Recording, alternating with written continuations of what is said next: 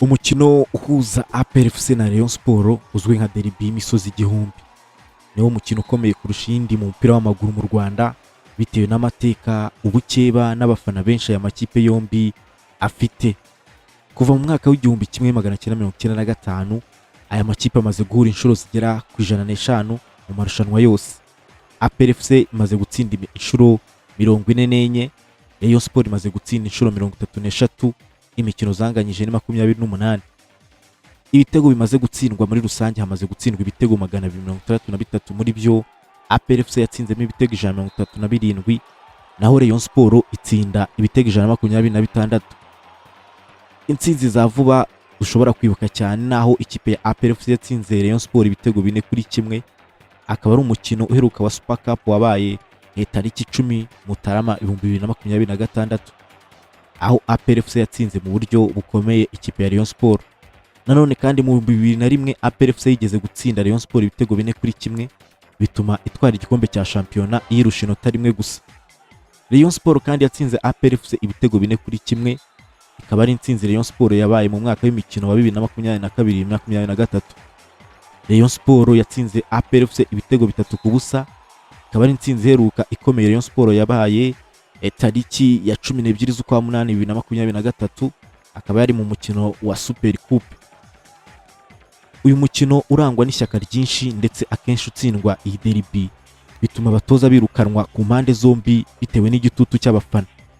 Mu minsi ya vuba APR FC imaze kwihara intsinzi nyinshi, aho mu mikino ibiri heruka guhuza aya makipe muri uyu mwaka w'imikino yayitsinze ibitego 3-0 muri shampiyona, ndetse itsinda n'ibitego 4-1 muri Super Cup. Amateka y'ubukeba cyangwa se derby hagati ya APR FC na Rayon Sports ntabwo ashingiye ku mupira w'amaguru gusa, ahubwo afite imizi mu miterere y'amakipe yombi n'ibihe yashingiwemo. Dore uko byatangiye kugira ngo uyu mukino ube derby ikomeye kurusha izindi mu Rwanda. Inkomoko y'amakipe twabyita ko ari abaturage bahangana n'igisirikare. Rayon Sports Gikundiro yashinzwe mu mwaka w'1968 i Nyanza. Kuva kera yafatwaga nk'ikipe y'abaturage, People's Club. Mbere yuko APR FC ivuka, Rayon Sports niyo yari ifite abafana benshi cyane kandi yari imenyerewe nk'ikipe y'imbaraga. APR FC ikipe y'ingabo yashinzwe mu 1993 mu gihe cy'urugamba rwo kubohora igihugu. Icyo gihe yari ikipe nshya ifite imbaraga na discipline ndetse n'amikoro kuko yari ishyigikiwe n'igisirikare. Umukino wa mbere wahuje aya makipe yombi wabaye mu mwaka w'1995. Ubukeba nyirizina bwatangiye mu mwaka w'1995 ku mukino w'igikombe cyategurwaga na Croix Rouge. Rayon Sports yari ikipe ikomeye cyane icyo gihe, ariko APR FC yari nshya iza ifite umurego mwinshi. Muri uwo mukino Rayon Sports yatsinze APR FC ibitego 4-1. Ibi byakoze ku mutima abasirikare n'abafana ba APR FC, bumva ko bagomba gukora ibishoboka byose ngo bazigaranzure iyi kipe y'abaturage.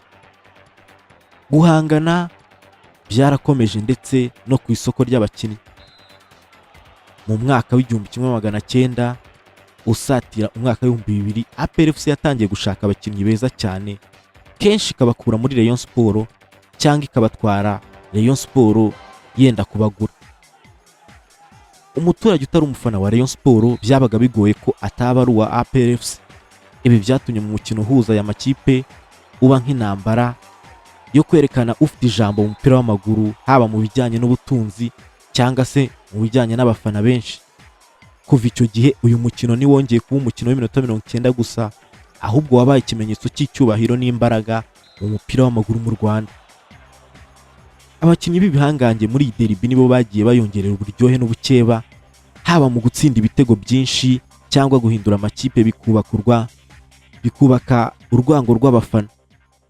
Abakinnyi banditse amateka mu gutsinda ibitego byinshi kuri derby muri uyu mukino. Umukinnyi uza ku isonga mu gutsinda ibitego byinshi muri derby ihuza APR FC na Rayon Sports ni Jimmy Gatete. Jimmy Gatete wakiniye APR FC na Rayon Sports afite agahigo k'ibitego 12. Gatete yatsinze ibitego 10 akinira APR FC, nyuma za no gutsinda ibitego 2 akinira Rayon Sports. Niwe mwami w'iyi derby kuko yabaga azi neza aho inshundura ziri mu mukino ukomeye. Ku mwanya wa kabiri haza Sina Jerome wakiniye Rayon Sports. Uyu munyakongo yakiniye Rayon Sports mu myaka ya za 2000, akaba yaratsinze ibitego 8 mu mikino itandukanye yahuriragamo Rayon Sports ndetse na APR FC. Ku mwanya wa gatatu haza Rabama Bokota Kamana wakiniye Rayon Sports ndetse na APR FC. We muri derby yatsinze ibitego 7, aziho kuba yaratsinze ibitego byinshi akina Rayon Sports, ariko yaratsinze Rayon Sports inshuro ebyiri ubwo yari amaze kwerekeza muri APR FC.